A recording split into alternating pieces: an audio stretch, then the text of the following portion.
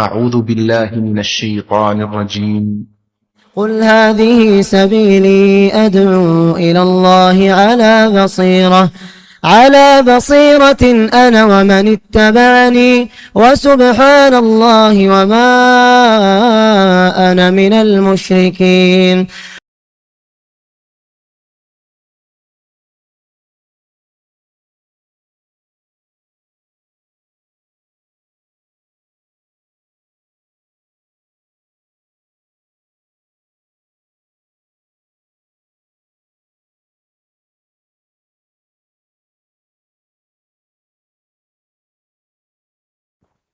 إن الحمد لله نحمده ونستعينه ونستغفره ونعوذ بالله من شرور أنفسنا ومن سيئات أعمالنا. من يهده الله فلا مضل له ومن يضلله فلا هادي له، وأشهد أن لا إله إلا الله وحده لا شريك له، وأشهد أن محمدا عبده ورسوله.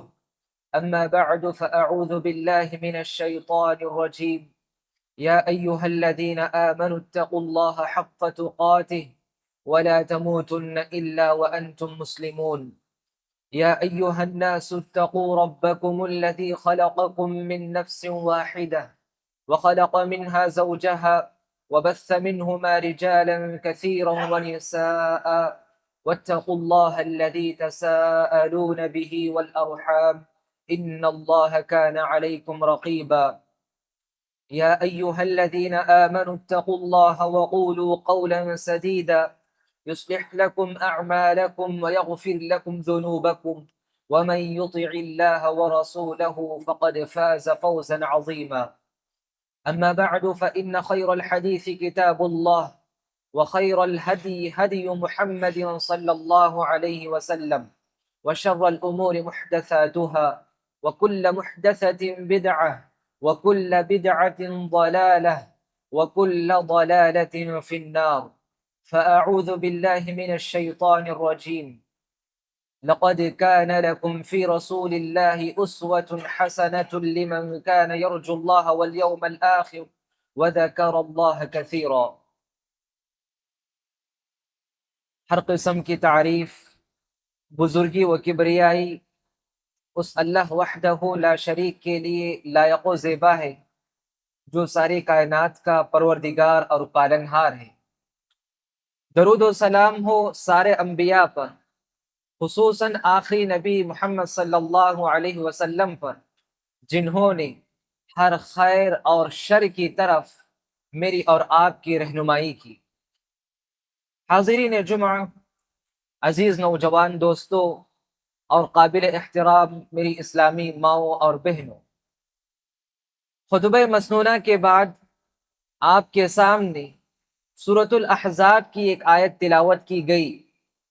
یہ آیت ہمیں یہ بتاتی ہے کہ اللہ کے نبی صلی اللہ علیہ وسلم کی زندگی ہمارے لیے ایک بہترین اسوہ، ایک بہترین نمونہ، ایک بہترین آئیڈیل ہے۔ آپ کی زندگی کا کوئی بھی آپ گوشہ لے لیں، آپ کی زندگی کا آپ کوئی بھی لمحہ لے لیں، میرے اور آپ کے لیے وہ نمونہ ہے، اسوہ ہے۔ عبادات میں بھی آپ ہمارے لیے اسوہ ہیں، معاملات میں بھی آپ ہمارے لیے اسوہ ہیں، اخلاقیات میں بھی آپ ہمارے لیے اسوہ ہیں۔ جب عبادات کی بات آتی ہے تو اللہ تعالیٰ کے پاس وہی عبادت قابل قبول ہے جس میں اللہ کے لیے وہ عبادت ہم کریں اور اللہ کے رسول صلی اللہ علیہ وسلم کے بتائے ہوئے طریقے کے مطابق ہم وہ کام کریں گے، وہ عبادت کریں گے، تبھی چل کر اللہ تعالیٰ کے پاس ہماری وہ عبادت قابل قبول ہوگی۔ اسی لیے اہل علم نے کہا کسی بھی عبادت کی قبولیت کے لیے اخلصہ و اصوبہ، اس عبادت میں اخلاص بھی ضروری ہے اور وہ عبادت نبی کے طریقے کے مطابق ہونا چاہیے۔ تو چلے، اللہ تعالیٰ نے عبادت ہمارے لیے کچھ اوقات میں مقرر کیے ہیں، جس کو ہم نماز کی شکل میں مقررہ وقت پر ادا کرتے ہیں۔ کچھ عبادتیں ایسی ہیں جو ایام کے طور پر اللہ نے مقرر کی ہیں، جیسے ذی الحجہ کے ابتدائی 10 دنوں میں اللہ تعالیٰ نے ہمیں خوب عبادت کرنے کی طرف ترغیب دلائی، اور کچھ عبادتیں ایسی ہیں جو سال بھر میں، مہینوں میں ان عبادتوں کو اللہ نے مقرر کی ہے، اور جس کو ہم رمضان کی شکل میں وہ عبادتیں انجام دیتے ہیں، لیکن اس کے علاوہ کچھ مہینے ایسے بھی ہیں جس کے سلسلے میں خود اللہ کے نبی صلی اللہ علیہ وسلم نے کہا ذَلِكَ شَهْرٌ يَغْفُلُ النَّاسُ عَنْهُ بَيْنَ رَجَبٍ وَرَمَضَانٍ، کہ ایک ایسا مہینہ بھی ہے کہ جس مہینے میں بہت سارے لوگ غفلت کا شکار ہوتے ہیں، بہت سارے لوگ اس مہینے میں لاپرواہی برتتے ہیں، اور وہ مہینہ ہے رجب اور رمضان کے درمیان والا مہینہ۔ رجب اور رمضان کے درمیان والا جو مہینہ ہے، یہ وہ مہینہ ہے کہ اس مہینے میں بہت سارے لوگ عبادت کو انجام دینے میں غفلت برتتے ہیں، لاپرواہی برتتے ہیں۔ اور وہ کون سا مہینہ ہے؟ رجب اور رمضان کے درمیان والا مہینہ، وہ مہینہ ہے شعبان کا مہینہ، جس کے ساتھ میں اور آپ گزر رہے ہیں۔ اور شعبان کا مہینہ ایسا مہینہ ہے کہ اس مہینے کے حوالے سے اللہ کے نبی صلی اللہ علیہ وسلم نے بہت ساری باتیں بتائی۔ انشاءاللہ آج کے خطبے میں اسی شعبان کے مہینے کے متعلق کچھ باتیں معلوم کرنے کی کوشش کریں گے۔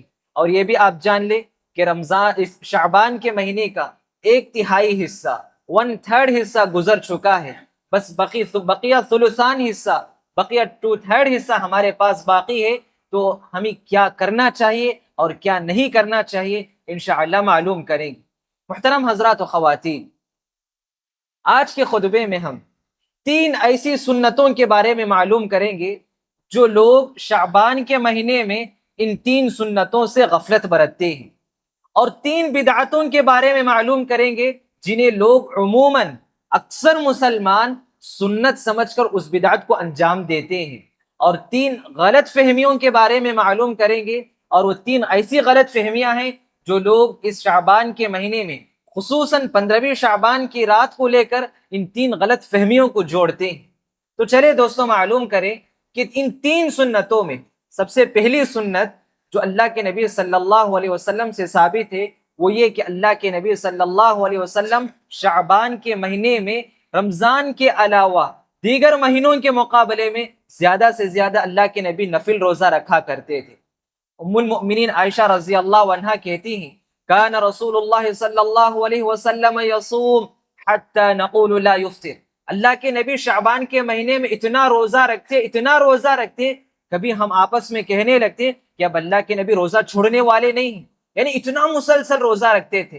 اور کبھی ام سلمہ رضی اللہ عنہا کہتی ہیں کان رسول اللہ صلی اللہ علیہ وسلم یصوم شہرین متتابعین الا فی شعبان و رمضان، اللہ کے نبی صلی اللہ علیہ وسلم کسی 2 مہینہ مسلسل روزہ رکھتے تھے تو شعبان اور رمضان کا مہینہ روزہ رکھتے تھے۔ آخر کیا وجہ تھی، کیا سبب جس کی وجہ سے اللہ کے نبی اس شعبان کے مہینے میں اکثر روزہ رکھا کرتے تھے؟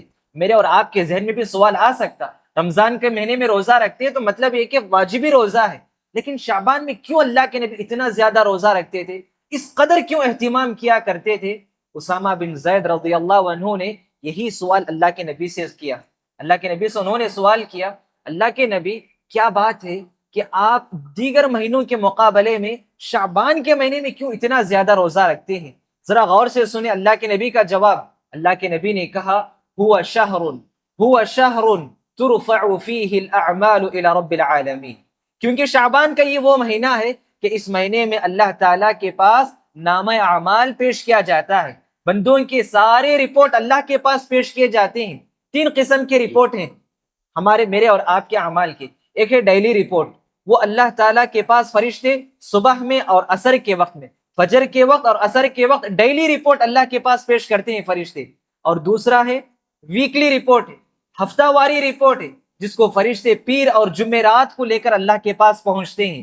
اور ایک ہے سالانہ رپورٹ، یعنی آپ کو جو سال بھر آپ جو عمل کرتے ہیں وہ سال کا رپورٹ شعبان کے مہینے میں فرشتے اللہ کے پاس لے کر پہنچتے ہیں۔ اسی لیے اللہ کے نبی صلی اللہ علیہ وسلم نے کہا میں چاہتا ہوں، میری خواہش ہے کہ میرے نامہ اعمال اللہ کے پاس اس حال میں پیش کیا جائے کہ میں روزے کی حالت میں رہوں۔ سبحان اللہ۔ تو دیکھیں معلوم ہوا کہ اللہ کے نبی کیوں روزہ رکھتے تھے شعبان کے مہینے میں، اس لیے کہ میں روزے کی حالت میں رہوں اور اللہ کے پاس میرا نامہ اعمال پیش کیا جائے۔ ہاں یہ بات بھی یاد رکھیں، صحیح احادیث میں یہ بات بھی آتی ہے اذا انتصف شعبان فلا تصوموا، جب شعبان کا آدھا حصہ گزر جائے تو اس کے بعد آدھے حصے میں روزہ رکھنا صحیح نہیں، درست نہیں ہے کہ آپ شعبان کے 15ویں تاریخ کے بعد آپ روزہ رکھیں۔ کیوں بعض اہل علم اس کی وجہ بتاتے ہیں کہ آپ 15 شعبان کے بعد روزہ رکھیں گے تو آپ کے جسم میں کمزوری آ جائے گی، آپ کو رمضان کے روزے رکھنے میں تکلیف ہوگی، اسی لیے شعبان کے شروع کے مہینے سے آپ روزہ رکھو، شعبان کے 15ویں تاریخ کے بعد روزہ نہ رکھو۔ ہاں البتہ اگر کسی کی عادت ہے پیر اور جمعرات روزہ رکھتے ہیں، انہیں چاہیے کہ وہ 15 شعبان کے بعد بھی روزہ رکھیں۔ ہاں بعض لوگ جن کے قضا روزے ہوں انہیں بھی چاہیے کہ وہ 15 شعبان کے بعد روزہ رکھ سکتے ہیں۔ ٹھیک ہے دوستو، اس کے بعد ایک دوسری سنت جو مجھے اور آپ کو شعبان کے مہینے میں انجام دینی ہے وہ یہ کہ میرے اور آپ کے یا ہم میں سے بہت سارے لوگ ایسے ہوں گے جو کسی وجہ سے، شاید ہو سکتا سفر کی وجہ سے یا بیماری کی وجہ سے ان کے کچھ روزے رہ گئے ہوں، ان کے روزے چھوٹ گئے ہوں، خصوصاً خواتین جن کے شرعی عذر ہونے کی وجہ سے روزے چھوٹ گئے ہوں، قضا ہو گئے ہوں، انہیں چاہیے کہ وہ شعبان کے مہینے میں ان روزوں کی قضا کرے۔ کیا دلیل ہے؟ ام المؤمنین عائشہ رضی اللہ عنہا کہتی ہیں کان یکون علی الصوم من رمضان، مجھ پر رمضان کے روزے جو قضا تھے وہ روزے ہوتے تھے تو میں ان روزوں کی قضا کب کرتی تھی؟ فما استطيع ان اقضي الا في شعبان، میں ان روزوں کی قضا شعبان کے مہینے میں پورا کرتی تھی۔ تو معلوم ہوا کہ شعبان کے مہینے میں عائشہ رضی اللہ عنہا پچھلے سال کے جو روزے تھے آنے والے رمضان سے پہلے ان روزوں کی قضا کیا کرتے تھے۔ آج ہم میں سے کتنے ایسے ہوں گے جن کے پچھلے سال کے روزے باقی ہوں گے ابھی بھی، چاہے مرد ہو خواتین ہو، انہیں چاہیے کہ ان شعبان کے مہینے میں ان روزوں کی قضا کر لیں۔ اور اسی طرح ایک تیسری سنت جو ہم میں سے بہت کم لوگوں میں یہ سنت پائی جاتی ہے وہ یہ کہ سلف صالحین جب شعبان کا مہینہ آتا تو ان کا قرآن سے تعلق مزید اور بڑھ جاتا تھا۔ کیا دلیل ہے؟ کہ سلمہ بن کہیل رحمہ اللہ کہا کرتے تھے کہ شہر شعبان شہر القراء، شعبان کا مہینہ یہ قراء کا مہینہ ہے، قاریوں کا مہینہ ہے، یعنی قرآن کو زیادہ سے زیادہ پڑھا کرتے تھے۔ عمر بن قیس رحمہ اللہ کے بارے میں لکھتے ہیں اذا دخل شعبان اغلق حانوتہ، جب شعبان کا مہینہ آتا وہ اپنی دکان کو بند کر لیتے، وتفرغ لقراءة القرآن، قرآن مجید کو پڑھنے کے لیے مکمل اپنے آپ کو فارغ کر لیتے۔ آج ہمارے پاس اتنا تو وقت نہیں کہ ہم اپنے کاروبار کو بند کر کے قرآن کے لیے مصروف ہو جائیں، بس کوشش کرے کہ اکثر حصہ قرآن مجید کا پڑھ لے، کچھ نہ کچھ حصہ ہر روز قرآن مجید کو پڑھنے کی کوشش کرے شعبان کے مہینے میں۔ تو معلوم ہوا دوستو 3 سنتیں ایسی ہیں جو شعبان کے مہینے میں مجھے اور آپ کو کرنے کی ہیں۔ پہلی سنت ہے نفل روزوں کی پابندی کرے، دوسری سنت قضا روزے اگر چھوٹ گئے ہیں آپ کے تو ان شعبان کے مہینے میں انجام دے، اور تیسری سنت یہ کہ شعبان کے مہینے میں آپ زیادہ سے زیادہ قرآن مجید کو پڑھنے کی کوشش کریں۔ یہ 3 ایسی سنتیں ہیں، 3 سنتیں یوں کہیں 2 ہی بات ہوئی، روزہ اور قرآن۔ روزہ اور قرآن کا رمضان سے بڑا گہرا تعلق ہے۔ اہل علم نے لکھا ہے کہ آپ رمضان میں یہ 2 اہم عبادتیں انجام دیتے ہیں، تو اس لیے آپ شعبان میں اس کی ٹریننگ لے لیا کریں۔ بہت سارے لوگوں کو جب رمضان کا مہینہ جیسے ہی داخل ہوتا ہے، شروع کے رمضان کے دن بہت مشکل سے گزرتے ہیں روزہ رکھتے ہوئے، قرآن مجید کو پڑھنے میں بھی ان کو تکلیف ہوتی ہے۔ اسی لیے شعبان کے مہینے میں اگر آپ ٹریننگ لے لیں گے، اپنے آپ کو کچھ رمضان کے لیے تیاری کر لیں گے، تو انشاءاللہ رمضان کے روزے رکھنے میں بھی آپ کو تکلیف نہیں ہوگی اور قرآن مجید کو پڑھنے میں بھی تکلیف نہیں ہوگی۔ ٹھیک ہے، آگے بڑھیں۔ 3 بدعتیں ایسی ہیں جو شعبان کے مہینے میں بہت سارے لوگ اس کو سنت سمجھ کر انجام دیتے ہیں۔ اور یہ بھی بتاتا چلو کہ شعبان کے مہینے میں بہت سارے لوگوں میں مشہور ہے 15ویں شعبان کو لے کر کہ 15ویں شعبان اس کو شب برات کے نام سے لوگ مناتے ہیں۔ شب برات کا مطلب کیا ہے، اس کی حقیقت کیا ہے، اس رات میں جو عبادتیں کی جاتی ہے اس کی کہاں تک صحت ہے، یہ کہاں تک صحیح ہے، اس کے بارے میں اگر آپ سنیں گے تو آپ کو تعجب ہوگا۔ یہ اس کی ابتدا کہاں سے ہوئی، کیا اس کا حدیث سے کچھ تعلق ہے کیا؟ چلے دیکھتے ہیں۔ آج سے ٹھیک 1000 سال پہلے یعنی 440 پر 8 ہجری میں شب برات کے نام سے بیت المقدس میں یہ عبادت یہ انجام دی گئی۔ یہ ایجاد بیت المقدس میں اس کی ایجاد ہوئی۔ کیسے ایجاد ہوئی ہے؟ برامکا کے کچھ لوگ ایسے تھے جو آگ کے پجاری تھے، مجوسی جس کو ہم کہتے ہیں، وہ لوگ اسلام میں آئے۔ اسلام میں آنے کے بعد وہ لوگ بیت المقدس میں نماز کے لیے جاتے، مسلمانوں کو خوش کرنے کے لیے اس رات خوب عبادتیں کرتے تھے اپنے سامنے آگ کو جلا کر۔ تو ایک طرف تو وہ مسلمانوں کو بھی خوش کر لیتے اور اپنے پرانے عقیدے پر بھی کیا ہوتے تھے، وہ اسی طرح باقی رہتے تھے۔ اور 15ویں شعبان کی رات صلاۃ الالفیہ کے نام سے انہوں نے ایک نماز ایجاد کی۔ وہ نماز اس طرح تھی. یہ بدعت 15ویں شعبان کی رات کو انجام دی جاتی ہے. پہلی بدعت ہے یہ. صلاۃ الالفیہ کیا نماز ہوتی تھی ان لوگوں کی؟ 100 رکعت نماز ادا کرتے. 100 رکعت نماز میں پہلی رکعت میں سورۃ الفاتحہ کے بعد 10 مرتبہ سورۃ الاخلاص پڑھتے. تو اس طرح سے 100 رکعت میں 1000 مرتبہ سورۃ الاخلاص پڑھتے. تو اسی لیے اس نماز کو صلاۃ الالفیہ کا نام انہوں نے دے دیا، یعنی ہزاری نماز، یعنی 1000 مرتبہ سورۃ الاخلاص پڑھی جاتی ہے.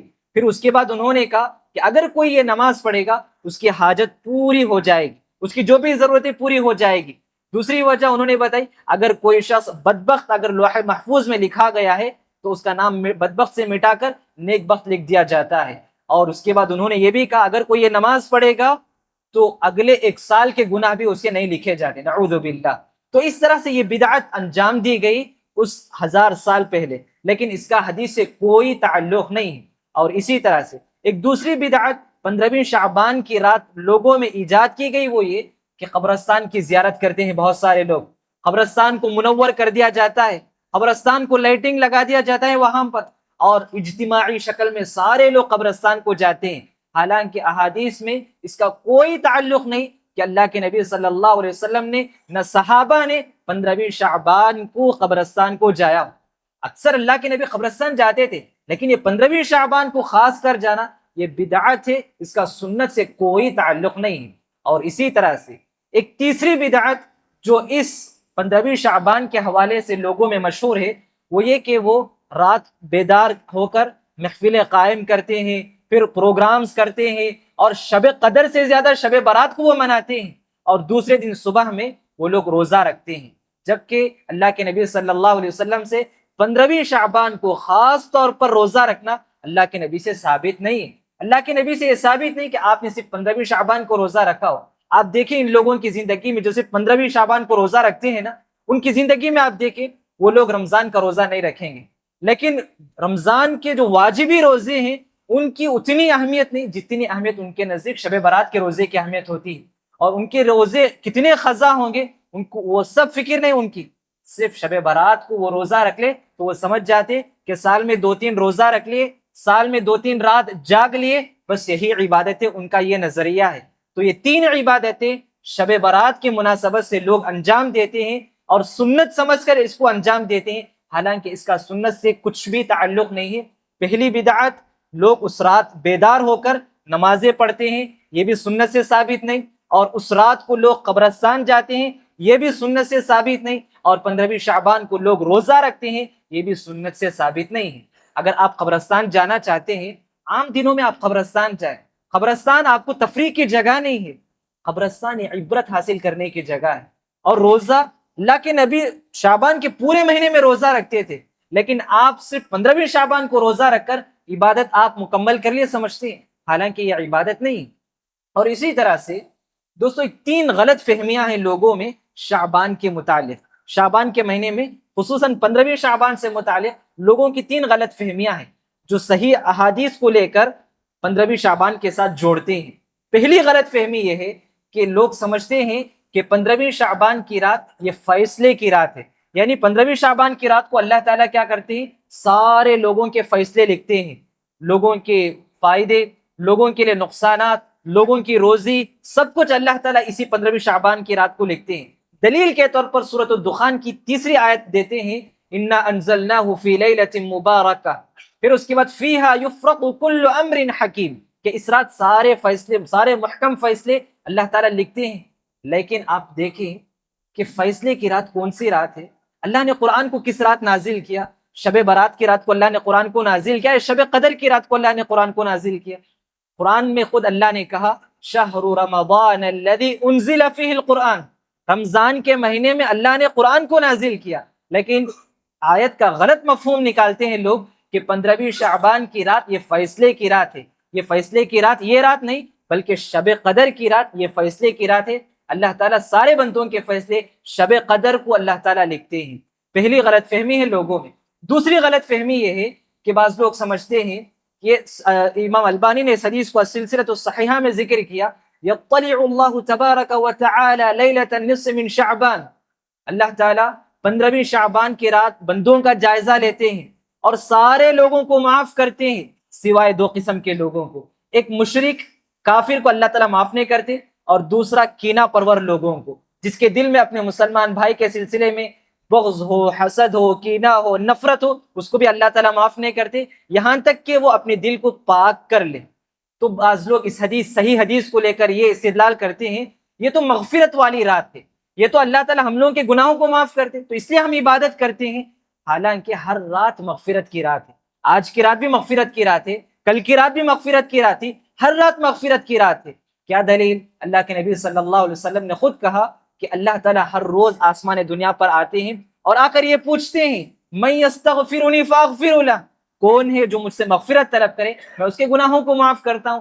لیکن لوگ ساری راتوں کو سو کر صرف 15ویں شعبان کی رات کو بیدار ہو کے کیا سمجھتے کہ یہی رات مغفرت کی رات ہے سمجھتے ہیں۔ یہ بھی لوگوں کی ایک بڑی غلط فہمی ہے۔ اور اسی طرح سے تیسری ایک غلط فہمی لوگوں کے اندر یہ بھی ہے کہ لوگ سمجھتے ہیں کہ عبادتوں میں جو اہم عبادت ہے قبرستان کو جانا، قبرستان کو اللہ کے نبی صلی اللہ علیہ وسلم ایک مرتبہ اللہ تعالیٰ کے حکم سے جبریل علیہ السلام آ کے اللہ کے نبی سے کہتے ہیں، صحیح بخاری میں یہ حدیث موجود ہے، اللہ کے نبی کے پاس جبریل علیہ السلام کہتے ہیں اللہ کا حکم ہے کہ آپ بقی والوں کے حق میں جا کے مغفرت کی دعا کیجیے۔ تو اللہ کے نبی گھر سے جاتے ہیں، بقی والوں کے حق میں مغفرت کی دعا کر کے گھر واپس آتے ہیں۔ لوگ اس واقعے کو 15ویں شعبان کے ساتھ جوڑ کر کہتے ہیں کہ قبرستان کو جانا یہ 15ویں شعبان کے ساتھ خاص ہے، لیکن کسی صحیح حدیث سے یہ بات آپ کو نہیں ملے گی کہ یہ واقعہ 15ویں شعبان کی رات کو ہوئی تھی۔ تو لوگ صحیح احادیث کو لے کر 15ویں شعبان کے ساتھ جوڑ کر لوگوں میں غلط فہمیوں کو پیدا کرتے ہیں۔ آپ دیکھیں دوستو، اللہ کے نبی صلی اللہ علیہ وسلم تاریکی میں قبرستان کو جایا کرتے تھے، لیکن 15ویں شعبان کی رات لوگ کیسے جاتے ہیں؟ قبرستان کو منور کر کے جاتے ہیں قبرستان کو۔ اور اللہ کے نبی قبرستان جاتے تو تنہا جاتے تھے اللہ کے نبی قبرستان، لیکن یہ لوگ جب جاتے تو کیا ہے، اجتماعی شکل میں پورے گھر والوں کے ساتھ قبرستان کو جاتے ہیں۔ اور اللہ کے نبی جب قبرستان گئے عام حالتوں میں گئے، لیکن یہ لوگ جب قبرستان کو جاتے ہیں تو مطلب یہ کہ ایسا جاتے ہیں کہ قبرستان کی مکمل صفائی ستھرائی کے ساتھ قبرستان کو جاتے ہیں۔ یہ سب بدعتیں ہیں جو بعد والوں نے انجام دی ہیں۔ تو ہمیں کرنا کیا ہے شعبان کے مہینے میں؟ بس جو سنت کے کام ہیں انہیں ہمیں کرنا چاہیے، کیونکہ جب تک بدعت کی طرف انسان کا دل لگا رہے گا سنت سے اس کا تعلق ہی کٹ جائے گا۔ جس قدر ہم بدعتوں پر عمل کریں گے سنت سے ہمارا اسی قدر دل ختم ہوتا چلا جائے گا۔ اسی لیے سفیان الثوری رحمہ اللہ نے کہا البدعۃ احب من ابلیس الی المعصیہ، کہ ابلیس کے نزدیک گناہ سے زیادہ بدعت پسندیدہ ہے۔ کیوں؟ گناہ اگر انسان کرتا ہے تو توبہ بھی کر لے سکتا ہے، لیکن جب بدعت کرتا ہے تو انسان سمجھتا کہ یہ بدعت نیکی سمجھ کر اس کو انجام دیتا ہے۔ اسی لیے سفیان الثوری رحمہ اللہ نے کہا کہ بدعت سے، معصیت سے زیادہ بدعت ابلیس کو بہت زیادہ پسند ہے۔ اس لیے دوستو ہم بھی جو کرنا ہے وہ یہ کہ سنتوں پر عمل کرنا ہے، بدعتوں سے اپنے آپ کو جہاں تک ہو سکے اپنے آپ کو دور رکھنے کی کوشش کرنا ہے، سنتوں سے ہمارا تعلق پیدا ہو، سنتوں سے ہماری محبت بڑھ جائے، اور اسی طرح سے جہاں تک ہو سکے اب تک اگر ہم سے اس قسم کی بدعتیں ہوئی ہیں تو اللہ سے سچے دل سے توبہ کرے، اور اس سال اس قسم کی بدعتوں سے اپنے آپ کو پاک رکھنے کی کوشش کرے۔ اپنی زندگی میں ہر قسم کی بدعات سے اپنے آپ کو پاک رکھیں۔ اور اسی طرح سے یہ بھی بات بتا دوں، بہت سارے مسلمانوں میں یہ عقیدہ بھی پایا جاتا ہے 15ویں شعبان کے حوالے سے کہ یہ روحوں کی عید ہے، یہ مردوں کی عید ہے۔ یہ نعوذ باللہ، جس طرح سے لوگوں کے لیے عید الفطر اور عید الاضحیٰ ہے اور مردوں کی عید یہ 15ویں شعبان ہے، مسلمانوں میں یہ عقیدہ ہے کہ روح 15ویں شعبان کو ہمارے گھر آتی ہیں۔ نعوذ باللہ، مسلمانوں میں ایسے عقیدے پائے جاتے ہیں کہ آپ افسوس کریں گے ایسے عقیدوں کو لے کر۔ تو اس لیے دوستو سنت سے اپنا تعلق جوڑے رکھیں، جو سنتیں ہمیں ان مہینے میں کرنا چاہیے ان سنتوں کو اپنائیں اور بدعتوں سے اپنے آپ کو دور رکھنے کی کوشش کریں۔ آج آپ یہ پیغام لے کر نکلے یہاں سے کہ اس شعبان کے مہینے میں جو بقیہ 20 دن باقی رہ چکے ہیں اس میں نفل روزوں کی پابندی کریں گے۔ اگر قضا روزے آپ کے چھوٹے ہیں تو ان قضا روزوں کی آپ پابندی کریں گے، اور اسی طرح سے قرآن سے اپنا تعلق جوڑے رکھیں گے، اور ہر قسم کے بدعات سے اپنے آپ کو بچا کر رکھنے کی کوشش کریں۔ 15ویں رات کو خصوصی طور پر کسی بھی طرح کی عبادت اللہ کے نبی سے ثابت نہیں ہے، تو 15ویں شعبان کو ہم عام دنوں کی طرح سے گزارنے کی کوشش کریں۔ آپ یہ پیغام لے کر یہاں سے نکلے۔ دعا ہے رب العالمین سے کہ اللہ رب العالمین مجھ کہنے والے کو آپ تمام سننے والوں کو سنت سے اپنا تعلق پیدا کرنے، سنت سے محبت اپنا تعلق پیدا کرنے، اور اسی طرح ہر قسم کے بدعات سے اپنے آپ کو بچائے رکھنے کی توفیق عطا فرمائے. آمین. اقول قولی هذا واستغفر الله لي ولكم ولسائر المسلمين من كل ذنب فاستغفروه انه هو الغفور الرحيم.